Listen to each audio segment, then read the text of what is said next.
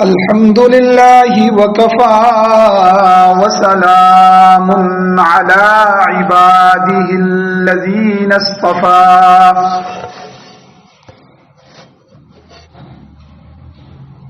أما بعد فأعوذ بالله من الشيطان الرجيم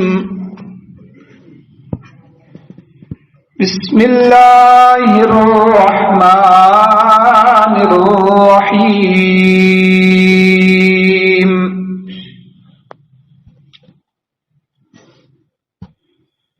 قل يا عبادي الذين أسرفوا على أنفسهم لا تقنطوا من رحمة الله إن الله يغفر الذنوب جميعا إنه هو الغفور الرحيم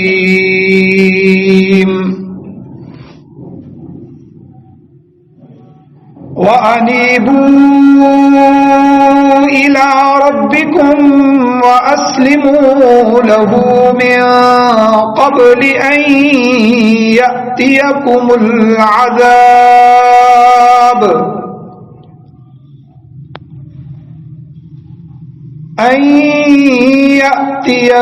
العذاب ثم لا تنصرون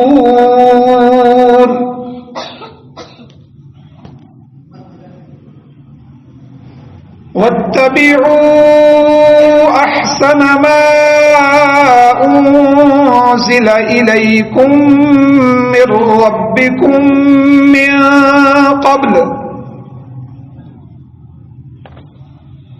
من قبل أن يأتيكم العذاب بغتة وأنتم لا تشعرون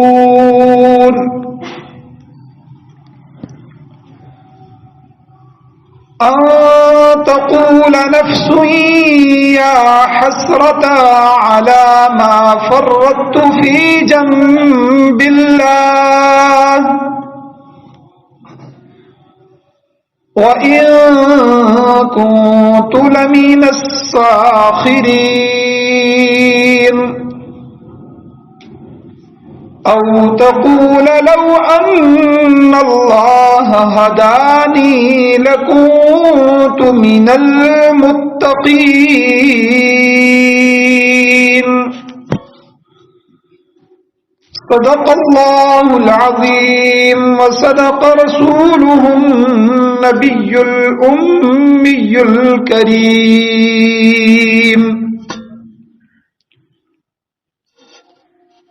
سارے حضرات ایک دفعہ درود شریف پڑھ لیں. اللهم صل على سيدنا ومولانا محمد وعلى آل سيدنا ومولانا محمد وبارك وسلم وصل عليه.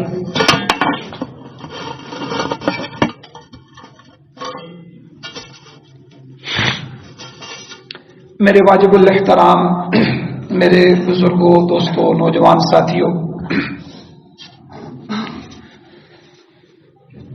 اللہ تعالیٰ نے بڑا کرم فرمایا کہ اللہ نے ہمیں یہ رمضان نصیب فرمایا، اور یہ اس رمضان المبارک کا آخری جمعہ ہے، اور گویا کہ رمضان ہم سے الوداع ہو رہا ہے. رمضان اللہ کا مہمان تھا، ہمارے پاس آیا تو مہمان کے بارے میں اگر ہم کوئی خدمت نہ کر سکے ہوں، کوئی اس کی اچھی دیکھ بھال نہ کر سکے ہوں، اس کو وقت نہ دے سکے ہوں، تو کم از کم آخری درجے میں جب وہ ہم سے الوداع ہو رہا ہوتا ہے تو ہم اپنی کسر نکال لیتے ہیں کہ چلو بھائی اب اس کو وقت دیا جائے، اس کی خدمت کی جائے. تو اللہ تعالیٰ کی طرف سے یہ ایک تحفہ ہے، اور اللہ کی طرف سے اس کو اللہ کا مہمان کہا گیا ہے۔ تو یہ مہمان مہینہ ہمارے پاس آیا، اور جو آیات میں نے آپ کے سامنے تلاوت فرمائی ان میں بھی اللہ تعالیٰ فرماتے ہیں کہ کل اے میرے نبی آپ فرمائیے، یا عبادی الذین اسرفوا علی انفسہم، میرے وہ بندے کہ جنہوں نے اپنی جانوں پر ظلم کر دیے ہیں، جنہوں نے اپنی زندگی کو گناہوں میں گزار دیا ہے، لا تقنطوا من رحمت اللہ، وہ بھی میری رحمت سے، اللہ کی رحمت سے نا امید نہ ہو۔ یہاں علماء نے ایک عجیب نقطہ لکھا ہے کہ دیکھو، کوئی اپنے دشمن کو تو اپنا نہیں کہتا، اپنوں کو تو سارے اپنے کہتے ہیں، دشمن کو تو کوئی اپنا نہیں کہتا۔ اللہ کو اپنے نیک بندوں سے کتنا پیار ہے، ایمان والوں سے کتنا پیار ہے، حضور سے، حضور کی جماعت صحابہ سے کتنا پیار ہے، قرآن بھرا ہوا ہے۔ لیکن جو اللہ کے باغی ہیں، جن کی زندگیاں گناہوں میں گزر رہی ہیں، جو گویا کہ اللہ سے دشمنی رکھے ہوئے ہیں، اللہ ان بندوں کو بھی کس طرح مخاطب کر رہے ہیں، یا عبادی الذین، میرے وہ بندے، اسرفوا علی انفسہم، جنہوں نے اپنی جانوں پر ظلم کیا ہے، جنہوں نے گناہوں کی زندگی گزاری، جنہوں نے غفلت کے اندر میری بغاوت میں زندگی گزار دی، اس کو بھی اللہ اپنا بندہ کہہ رہے، اس کو بھی پرایا نہیں کہہ رہے۔ پھر یہ امید دلا رہے ہیں کہ لا تقنطوا من رحمت اللہ، میری رحمت کی چادر جو پوری دنیا میں تنی ہوئی ہے، میری رحمتیں جو دریاؤں کی طرح پوری دنیا میں پھیلی ہوئی ہیں، میری اس رحمت سے تم نا امید نہ ہونا۔ گناہگاروں کو اللہ یقین دلا،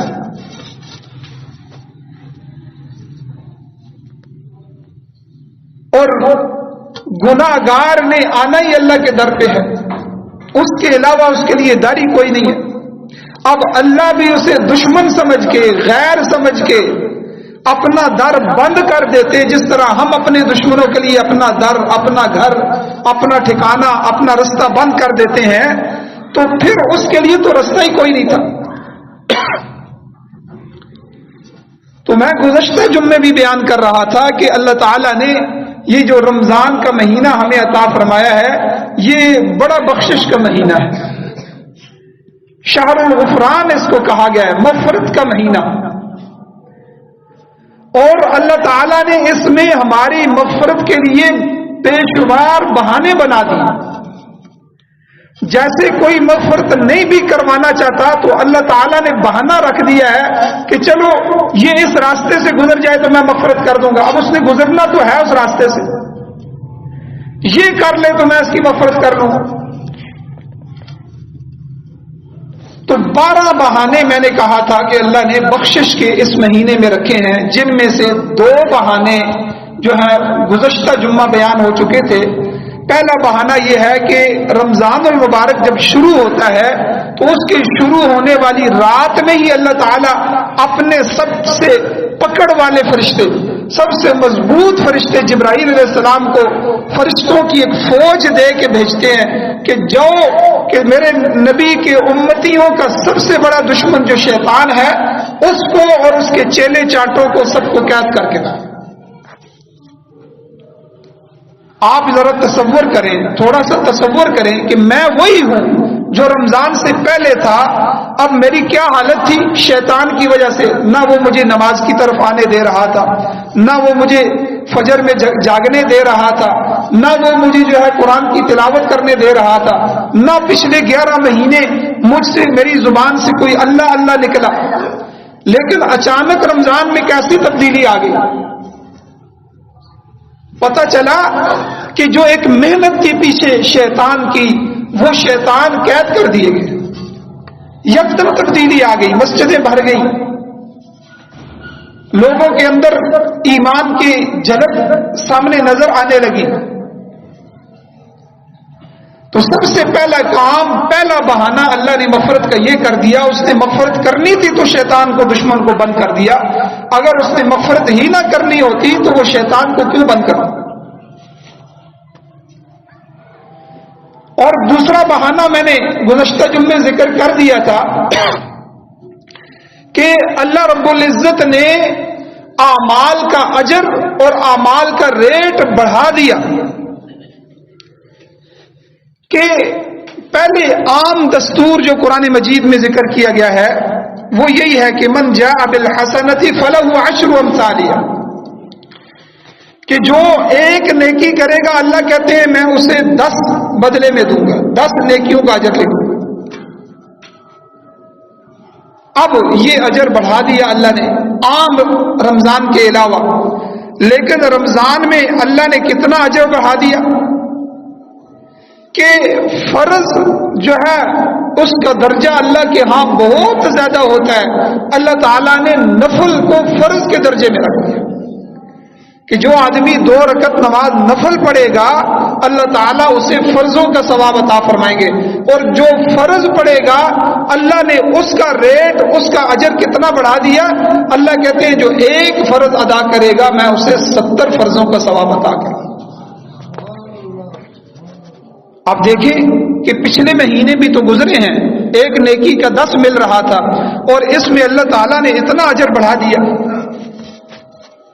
تو یہ بخشش اور مغفرت کا دوسرا بہانہ تھا کہ اللہ تعالیٰ ہماری مغفرت کرنا چاہتے ہیں، بخشش فرمانا چاہتے ہیں، تو اللہ نے یہ بہانہ رکھ دیا کہ ہمارا وہی سبحان اللہ جو ہم باقی مہینوں میں کہتے تھے اس کے اجر میں اور اس کے اجر میں فرق کر دیا، کہ جو اس مہینے کے اندر سبحان اللہ کہے تو ایک سبحان اللہ 70 سبحان اللہ کا ثواب۔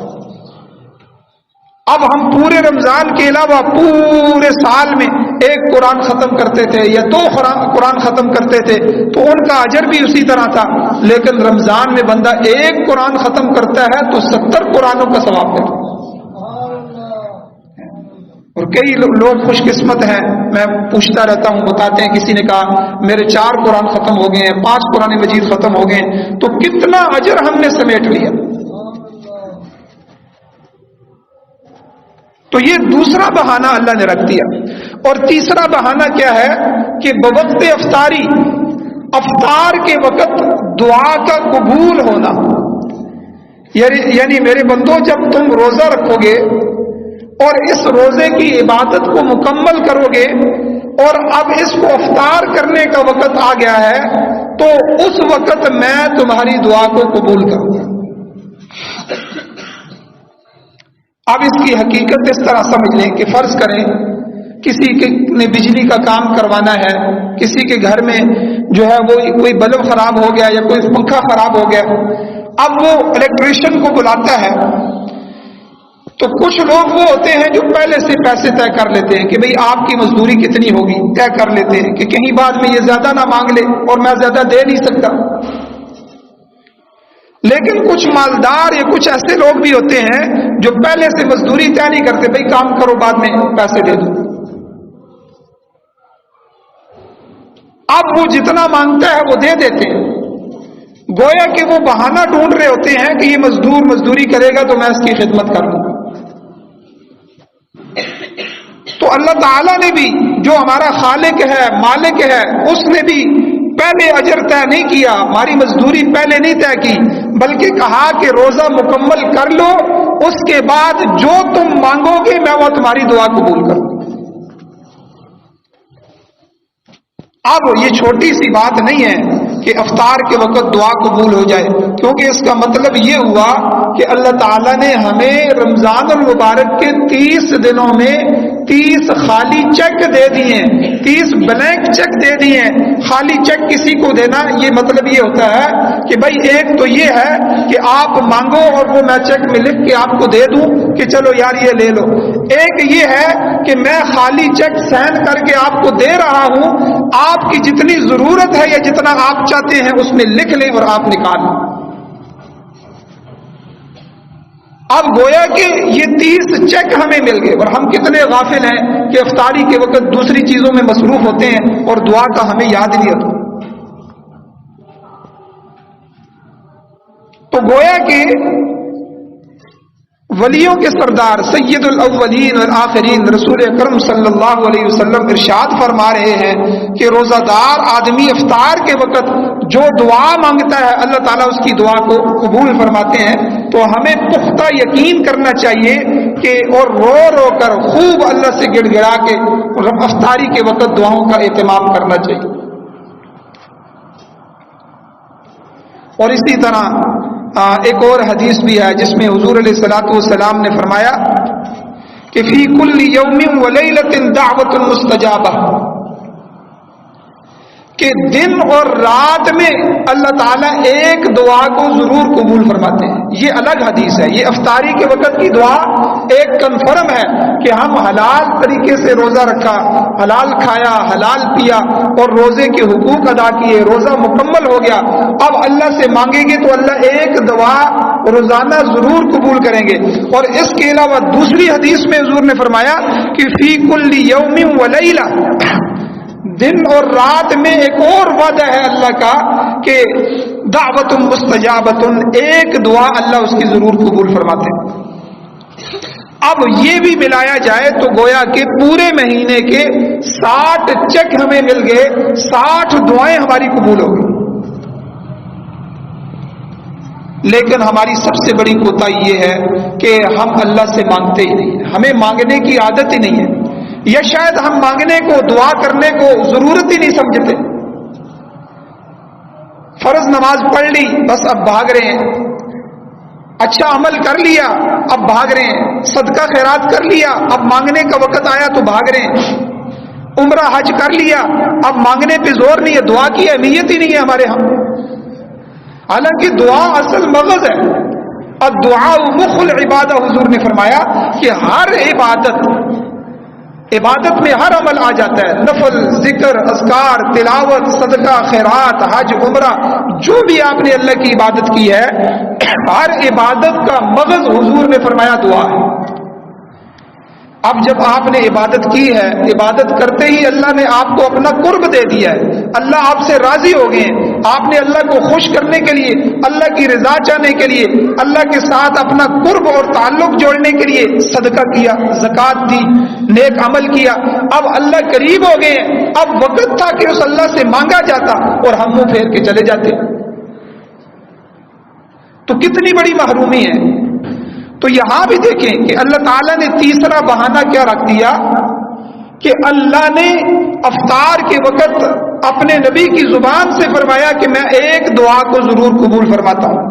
اور پھر دوسری حدیث کہ فی کل یوم ولیلۃ، کہ دن اور رات میں بھی روزے دار کی ایک دعا کو قبول فرماتا ہوں. تو گویا کہ 60 دعائیں رمضان میں ہم اللہ سے قبول کروا سکتے ہیں. یہ تو کنفرم اللہ کی طرف سے وعدہ ہے، حضور کی زبان سے. لیکن میں اور آپ سمجھیں اور آپ دیکھیں کہ ہم جو ہے وہ اللہ سے کتنا مانگتے ہیں. مانگنے کا تعلق، مانگنے کی عبادت ہماری کتنی ہے. اور پھر جو لوگ مانگتے ہیں تو وہ بھی کنڈیشنل مانگتے ہیں، مختصر سا مانگتے ہیں. حالانکہ اللہ سے ہر چیز مانگنی چاہیے. حضور علیہ الصلوۃ والسلام نے صحابہ کو سکھایا، تربیت فرمایا میرے صحابہ، اگر تمہیں اپنے پاؤں کے جوتے کے تسمہ بھی ضرورت پڑ جائے، کیونکہ ضرورت کی چیز ہے، اگر جوتا ہو تو تسمہ نہ ہو تو کتنی پریشانی ہوتی ہے. تو تسمہ بھی اگر ضرورت پڑے تو اپنے رب سے مانگو.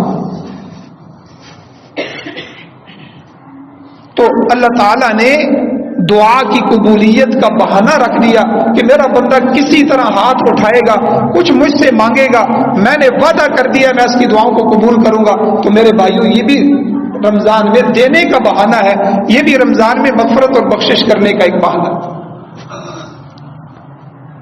اسی طرح اللہ تعالیٰ نے چوتھا بہانہ یہ رکھ دیا کہ مخلوق کو اللہ نے روزے دار کی دعا پر لگا دیا. ہو سکتا ہے یہ آدمی سستی کرے، اللہ سے نہ مانگے جس طرح ہم سستی کرتے ہیں. ہو سکتا ہے یہ بھول جائے، ہو سکتا ہے اس کو وقت نہ ملے، ہو سکتا ہے یہ اپنے کام میں مصروف رہے، اللہ سے نہ مانگے.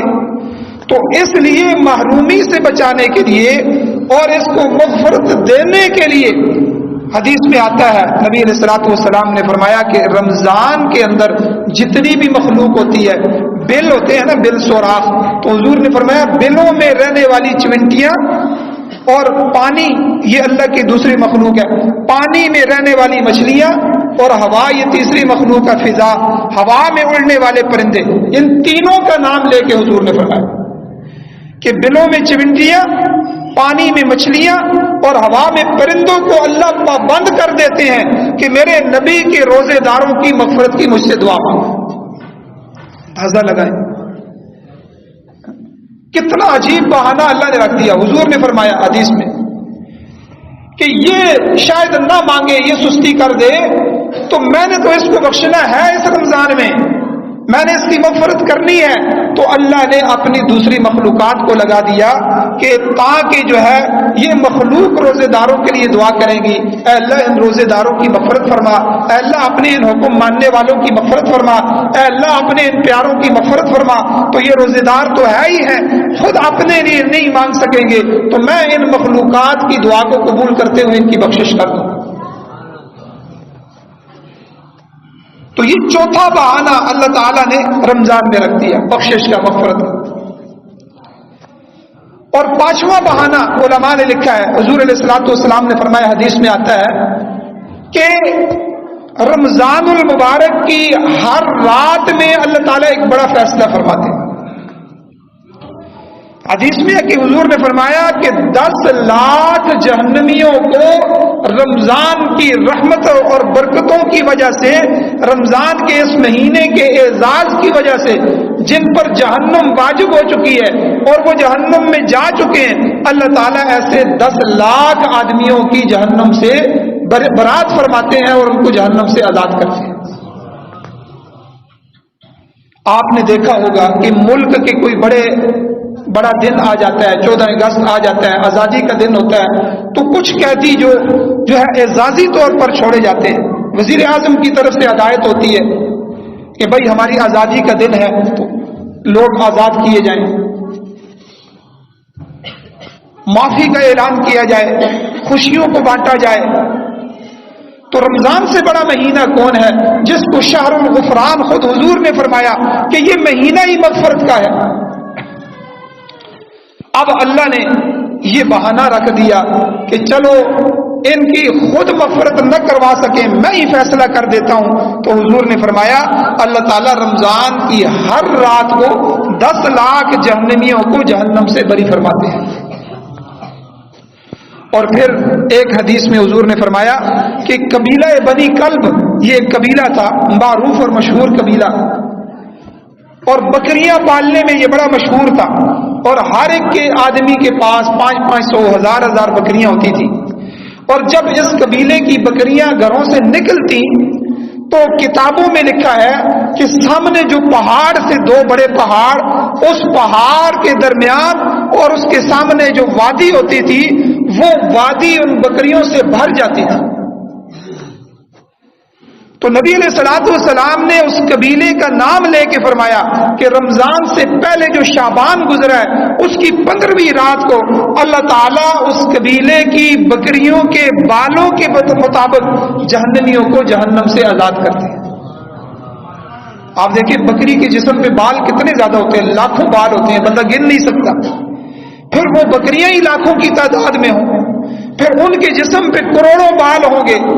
اللہ تو خود مغفرت کے بہانے دے رہا ہے کہ اللہ فرماتے ہیں کہ میں ان قبیلہ بنو کلب، ان کی بکریوں کے بالوں کے برابر جو ہے شعبان کی 15ویں شعبان، نصف شعبان کو جہنم سے جہنمیوں کو بری کرتا ہوں۔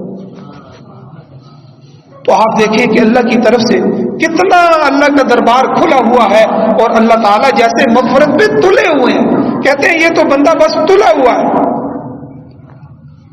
اور میں نے پچھلے جمعہ بیان کیا تھا، اللہ نے اپنے نبی سے یہ وعدہ کیا تھا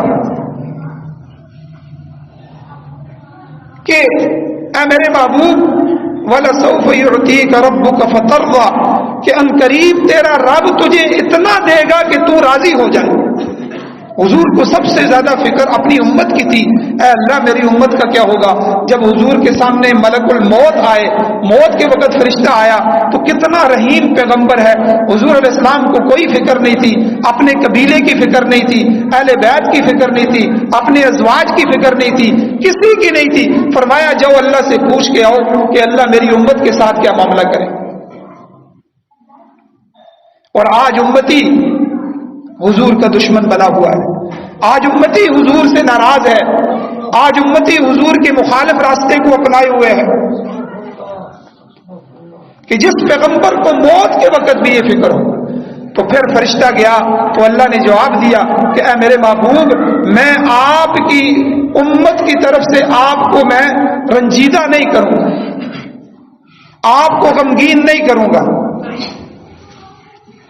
تو گویا کہ اللہ تعالیٰ نے رمضان المبارک میں یہ 5واں بہانہ رکھ دیا کہ کسی طرح میرے اس کھاتے میں, آزادی والے کھاتے میں یہ جہنمی آ جائیں گے تو میں ان کو, ان روزے داروں کو جو کسی وجہ سے جہنم میں جا چکے ہوں گے, تو میں ان کو اپنے اس آپشن جو میں نے خاص رکھا ہے کہ رمضان کی ہر رات 10 لاکھ جہنمیوں کو چھوڑوں گا, تو میں ان کو اس میں آزاد کروں.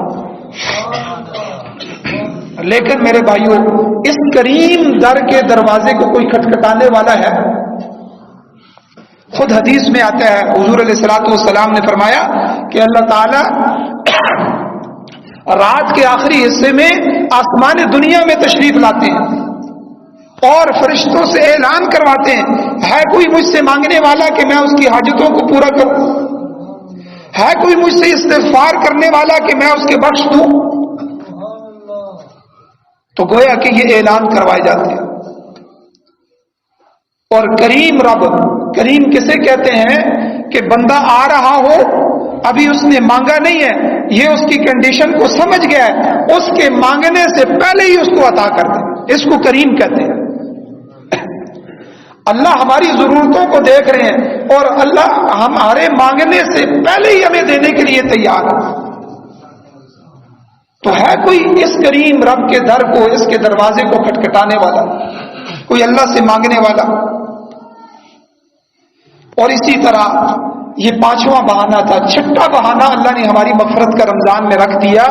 ایک ایسی رات عطا فرما دی جس رات کو خود قرآن میں اللہ نے پوری سورت نازل فرما کے فرمایا کہ میں نے اس رات میں قرآن مجید کو نازل فرمایا. انا انزلناہ فی لیلۃ القدر وما ادراک ما لیلۃ القدر لیلۃ القدر خیر من الف شہر, کہ میں نے اس رات کو 1000 مہینوں سے افضل بنا دیا.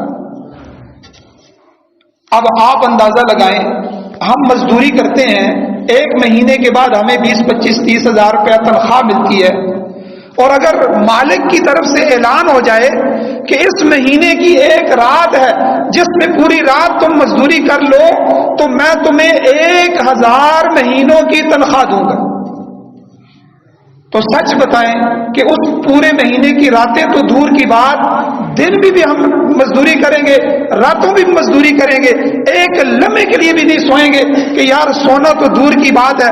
اب ایک رات, 1 مہینہ نہیں, 1 رات کی مزدوری پر 1000 مہینوں کی اجرت مل رہی ہے. اور یہ 1000 مہینوں کو سالوں میں تقسیم کیا جائے تو یہ تقریباً 83 سال بنتے ہیں. 83 سال تو ہماری پوری عمر نہیں ہوتی. اب اللہ کی طرف سے رمضان میں مغفرت کا بہانہ دیکھیے, اللہ نے لیلۃ القدر کو پورے رمضان میں رکھ دیا, اور حضور نے پہلا عشرہ اعتکاف فرمایا, پھر صحابہ کو جو ہے باہر نکل کے فرمایا کہ میں نے لیلۃ القدر کے لیے جو ہے اس کی تلاش کے لیے پہلا مہینے کا پہلا عشرہ جو ہے وہ 10 دن اعتکاف کیا, تو آپ اگلا عشرہ بھی اعتکاف کریں. پھر دوسرا بھی کیا, پھر حضور نے فرمایا کہ نہیں تیسرے عشرے میں بھی اعتکاف کرو, پھر تیسرے عشرے میں بھی اعتکاف فرمایا, پھر حضور نے فرمایا پھر اس میں بھی مختصر کر دیا کہ اس کی طاق راتوں میں تلاش کرو. آپ اندازہ لگائیں, پورا مہینہ, پہلا عشرہ, دوسرا عشرہ, پھر تیسرا عشرہ, پھر تیسرے عشرے کی طاق راتیں, اشارے دے دیے. اب کوئی آدمی طاق راتوں میں بھی محنت نہ کر سکے تو آپ بتائیں, پھر اللہ نے جب بہانے دے دیے ہیں اب اس سے ہم فائدہ نہ اٹھائیں تو اللہ تعالیٰ کی ذات پر تو ہمارا کوئی گلہ نہیں۔ کیا فرمایا کہ یہ میں نے جو رات رکھی ہے، اس رات کو جو تم کھڑے ہوگے، ایک رات میرے سامنے عبادت کرو گے، میں تمہیں 1000 مہینے کی راتوں کی اور دن کی عبادت کا ثواب عطا فرماؤں۔ اب آپ دیکھیں کہ ہماری کتنی غفلت ہے کہ ہم ان میں سے کسی بہانے کے بھی اندر جو ہے وہ نہیں جا رہے، اور کسی وجہ سے بھی ہم اپنی مغفرت نہیں کروا رہے۔ اور اسی طرح جب اللہ تعالیٰ کی طرف سے مغفرت کے اعلان ہو جاتے ہیں تو فرشتے بھی دعا میں شریک ہو جاتے ہیں۔ لیلۃ القدر میں اللہ تعالیٰ نے سورۃ القدر میں آگے فرمایا کہ تنزل الملائکۃ والروح فیہا، کہ جبرائیل علیہ السلام فرشتوں کے ساتھ زمین پہ اترتے ہیں اس رات میں، اور چوراہوں پہ کھڑے ہو جاتے ہیں، چوکوں پہ کھڑے ہو جاتے ہیں، اپنے جھنڈے جو مخصوص ہوتے ہیں وہ گاڑ لیتے ہیں۔ اور کیا ہے، حضور نے حدیث میں فرمایا کہ جو لوگ دعائیں مانگ رہے ہوتے ہیں، فرشتے ان بندوں کی دعاؤں پر آمین کہہ رہے ہوتے ہیں۔ اب آپ اندازہ لگائیں، بندے اور فرشتے دونوں کی دعائیں مل جاتی ہیں تو اب اللہ قبول نہیں فرمائے گا۔ پہلے ہی اللہ نے کہہ دیا کہ میں اس رات میں دعا قبول کرتا ہوں، پھر فرشتوں کو بھی بھیج دیا کہ تم ان بندوں کی دعاؤں پہ آمین کرو، تو یہ تو اللہ بخشنا چاہتا ہے، یہ تو اللہ دینا چاہتا ہے۔ تو میرے بھائیوں، یہ لیلۃ القدر جیسی رات اللہ نے یہ چھٹا بہانہ ہماری مغفرت کا رکھ دیا۔ اور 7واں بہانہ اللہ نے ہمیں بخشنے کا کیا رکھ دیا کہ رمضان المبارک کی آخری رات، 29واں روزہ، 30ویں رات، تیسویں روزے کی رات، یہ رمضان کی آخری رات، اس میں مغفرت اور زیادہ کر دی۔ حدیث پاک میں آتا ہے کہ حضور علیہ الصلوۃ والسلام نے فرمایا کہ پہلے رمضان سے آخری رمضان تک جتنے جہنمی جہنم سے بری ہوتے ہیں، اتنے جہنمی اس آخری رات میں اللہ تعالیٰ جہنم سے آزاد کرتے ہیں۔ ابھی میں نے آپ کو بتایا کہ 10 لاکھ حدیث میں آیا ہے، ہر روز جہنمی جہنم سے نکالے جاتے ہیں۔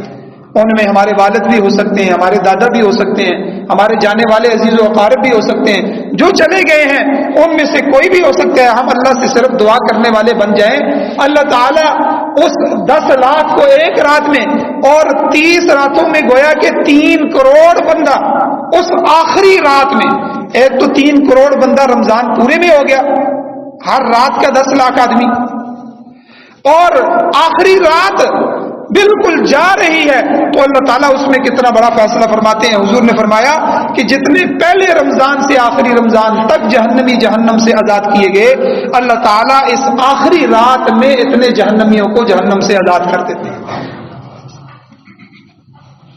تو آپ اندازہ لگائیں ہم کتنی غفلت کا شکار ہیں، ہم کتنی سستی کا شکار ہیں کہ ہم رمضان میں بھی اللہ سے کچھ نہیں لے سکتے، ہم رمضان میں بھی اللہ سے کوئی فیصلہ نہیں کروا سکے، کہ جب فیصلوں کے ڈھیر لگے ہوئے ہیں، جب اللہ نے خود کہہ دیا ہے کہ یہ لے لو، یہ چیزیں پڑی ہوئی ہیں یہ لے لو، اب بھی ہم نہیں اٹھا رہے، تو پھر حسرت اور افسوس کے علاوہ کوئی چیز نہیں۔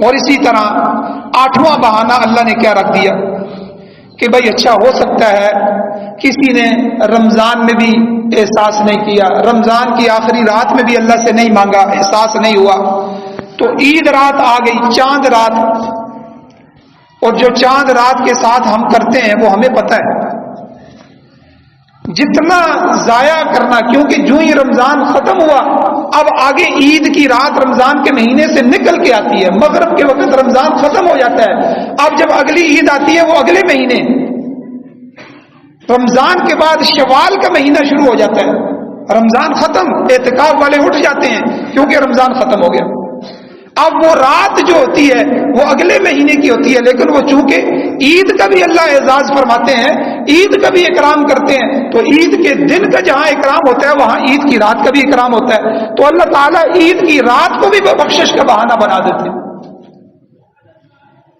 تو اللہ تعالیٰ فرماتے ہیں کہ اس کو کیا نام دیا اللہ نے؟ آسمانوں میں، حضور نے فرمایا اس رات کا آسمانوں میں نام ہے لیلۃ الجائزہ، انعام کی رات ہے. فرشتے اللہ سے پوچھتے ہیں کہ اے اللہ یہ بخشش کی رات ہے، یہ کون سی رات ہے؟ اللہ فرماتے ہیں کہ مزدور جب مزدوری کر چکتا ہے تو اب وقت آ جاتا ہے کہ اس کو مزدوری دی جائے. تو یہ مزدوری والی رات ہے. رمضان مغرب کے وقت ختم ہو گیا، اب رات شروع ہو گئی تو آسمان میں اس کو لیلۃ الجائزہ ہلچل مچ جاتی ہے. فرشتے ادھر آنا جانا اور معاملات شروع ہو جاتے ہیں. اب اللہ نے اس کو بھی برکت والی رات بنا دیا. اب جو بندہ احساس کر لے پوری رمضان میں اللہ سے نہیں لے سکا، اس رات بھی جو دعا مانگے گا، عبادت کرے گا، اللہ تعالیٰ اس دعا کو بھی، اس عبادت کو بھی رمضان کی طرح ہی قبول فرما لیتے ہیں اور اسے نواز دیتے ہیں.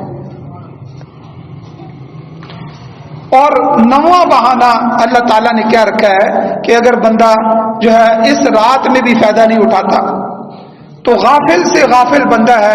عید کے دن تو اچھے کپڑے پہنے گا، عید کے دن تو خوشبو لگائے گا، عید کے دن تو عیدگاہ میں آئے گا، عید کے دن تو نماز پڑھے گا. اور ہم نے دیکھا ہے کہ کتنے زانی، شرابی، کبابی لوگ جو جمعہ بھی نہیں پڑھتے، نمازیں بھی نہیں پڑھتے، وہ بھی عید والے دن اللہ کے دربار میں آ ہی جاتے ہیں. تو جب بندہ عید کی نماز پڑھ لیتا ہے تو حدیث میں آتا ہے کہ جب جو ہے وہ اللہ تعالیٰ لوگوں کے بھیدوں کو، دلوں کو جانتا ہے تو اللہ تعالیٰ فرشتوں سے سوال کرتے ہیں کہ میرے بندے کیا مانگ رہے تھے. حدیث میں آتا ہے فرشتے جواب دیتے اللہ یہ آپ کے مزدور تھے، پورے مہینہ انہوں نے مزدوری کی، اب آپ سے یہاں مزدوری لینے کے لیے جمع ہوئے. تو حدیث میں آتا ہے کہ پوری حدیث لمبی حدیث ہے، خلاصہ یہ ہے کہ آخر میں اللہ تعالیٰ فرماتے ہیں کہ میری طرف سے ایک اعلان کرو کہ قوموا مغفور لکم، یہاں سے اب کھڑے ہو جاؤ اور گھروں کو لوٹ جاؤ اس حال میں کہ تمہاری مغفرت کر دی گئی. اب آپ بتاؤ کہ کتنا بڑا بہانہ اللہ نے رمضان کے ساتھ جوڑ کے عید کی رات کو اور پھر عید کے دن کو عید کی نماز کو رکھ دیا ہے. اب بھی کوئی اس سے فائدہ نہ اٹھائے تو وہ اس کی اپنی بدبختی ہے. یعنی گویا کہ عید والے دن اللہ سے صلح صفائی ہو گئی. رمضان اس طرح گزر گیا تو بندے نے عید والے دن آ کے صلح صفائی کر لی. اور اسی طرح سیئات حسنات میں اللہ بدل دیتے ہیں. یہ دوسرا اعلان عید کی نماز کے بعد اللہ فرماتے ہیں. ایک تو یہ فرماتے ہیں کہ میں ان کو کہہ دو کہ کل قیامت کے دن میں ان کے ساتھ ستاری کا معاملہ کروں گا. ہم میں سے سارے ہی گناہ گار ہیں، اللہ نہ کرے کل قیامت کے دن ہمارے گناہ سب کے سامنے لائے جائیں گے، پھر پتہ چلے گا یہ اندر کی کہانی کیا تھی. لیکن اگر اللہ وہ نہ لائے، ان کو چھپا دے اور مخلوق کے سامنے ہمیں بے عزت ہونے سے بچا لے تو ستار ہے وہ ذات. تو اللہ دوسرا اعلان فرماتے ہیں فرشتوں ان کو کہو کہ میں ستار رب ان سے وعدہ کرتا ہوں کہ کل قیامت کے دن ساری امتوں کے سامنے تمہیں ذلیل نہیں کروں گا، تمہارے گناہوں کے اوپر ستاری کا معاملہ کروں گا.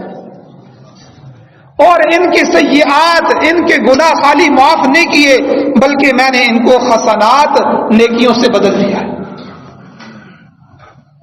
اور 10واں بہانہ اللہ رب العزت نے حدیث میں آتا ہے کہ روزے کو قیامت کے دن اللہ نے شفاعت کی اجازت دے دی. حدیث پاک میں ہے الصیام والقرآن یشفعان، کہ قرآن اور روزہ یہ دونوں قیامت کے دن شفاعت کریں گے. قرآن کہے گا کہ اللہ میں نے اس بندے کو تراویح میں کھڑا کیا، اس کی تھکاوٹ بھی تھی، دن کی مزدوری بھی کرتا رہا اور اس کی اپنے نیند بھی غالب تھی، سستی بھی تھی، لیکن اس نے آ کے تراویح میں کھڑے ہو کے آپ کا قرآن سنا، اس نے مجھے سنا اور میں نے اس کو سونے سے جگائے رکھا، اس کی مشقت میں میری وجہ سے اضافہ ہوا. اے اللہ اس بندے کی مغفرت فرمائیے. اور اللہ تعالیٰ کہیں گے کہ میں تیری سفارش کو قبول کرتا ہوں اور آج اس بندے کی مغفرت کرتا ہوں.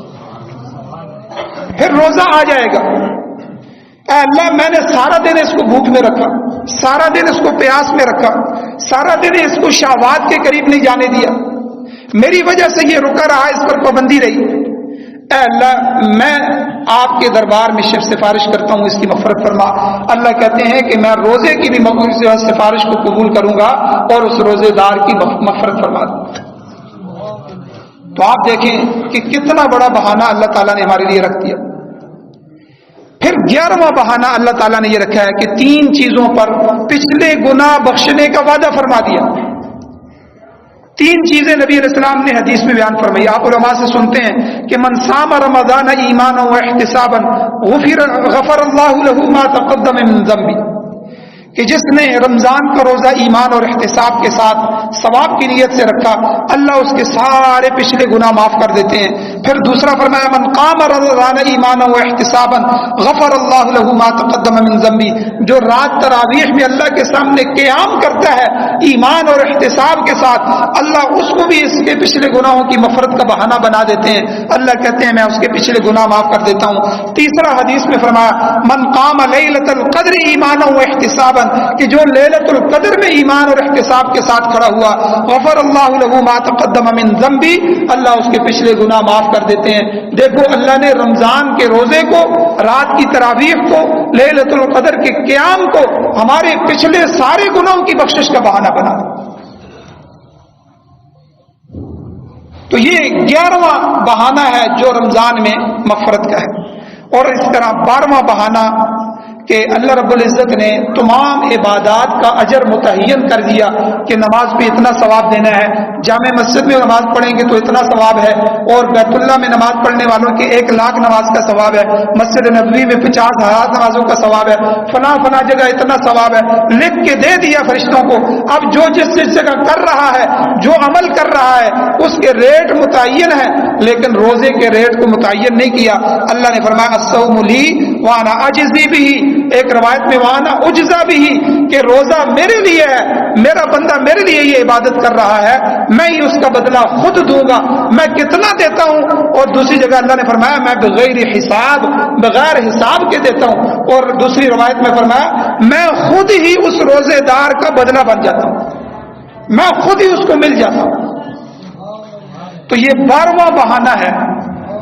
اب یہ 12 بہانے آپ نے ذہن میں رکھنے ہیں.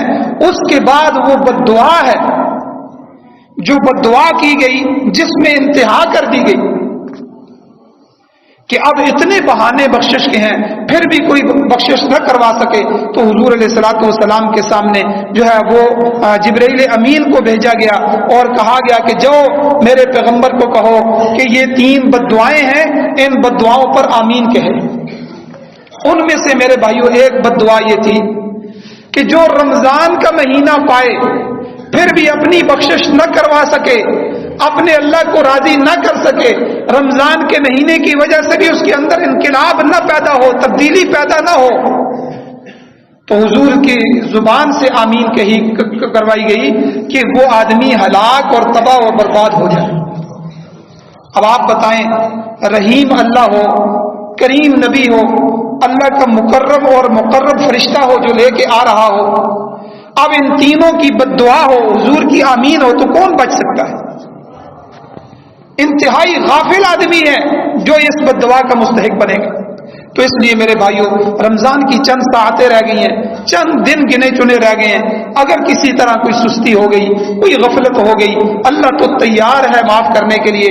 اللہ نے اتنے بہانے رکھ چھوڑے ہیں، اللہ نے مخلوق کو دعاؤں پر لگا دیا ہے، اللہ نے فرشتوں کی ڈیوٹیاں لگا دی ہیں کہ وہ ہماری دعاؤں پر آمین کہے. اللہ جو ہے ہر رات جہنمیوں کو آزاد کر رہا ہے، تو ہمیں چاہیے کہ ہم اپنے لیے تھوڑا سا وقت نکالیں. کسی کے لیے نہیں نکال سکتے، اپنے مسئلوں کو اللہ سے حل کروائیں، اپنا رونا دھونا شروع کر دیں، اپنے سجدے زیادہ بڑھا دیں، اپنے گڑ گڑانے کو اللہ کے سامنے کر لیں، کسی طرح اللہ ہمیں معاف کر دے.